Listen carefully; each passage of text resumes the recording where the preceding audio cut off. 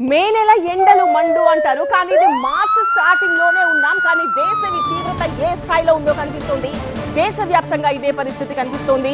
ఉదయం నుంచే సూర్య ప్రతాపం మొదలైపోయింది. మధ్యాహ్నం కల్లా హడలెత్తిస్తోంది. ఉక్కపోత కూడా మొదలైంది. మార్చిలోనే దేశవ్యాప్తంగా ఎండలు మండిపోతున్నాయి.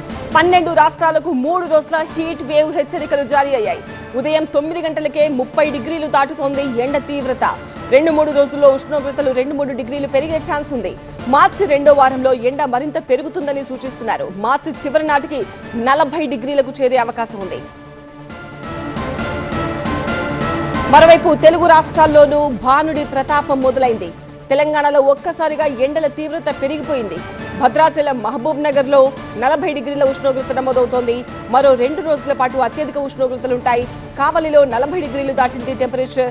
సాధారణం కంటే 7 డిగ్రీలు అధికంగా ఉష్ణోగ్రతలు నమోదవుతున్నాయి. ఇటు ఏపీలో కూడా ఎండలు సాధారణం కంటే ఎక్కువగా మండుతున్నాయి. రాయలసీమ, సెంట్రల్ ఆంధ్ర ప్రాంతాల్లో వేసవి తీవ్రత ఎక్కువగా ఉండబోతోంది.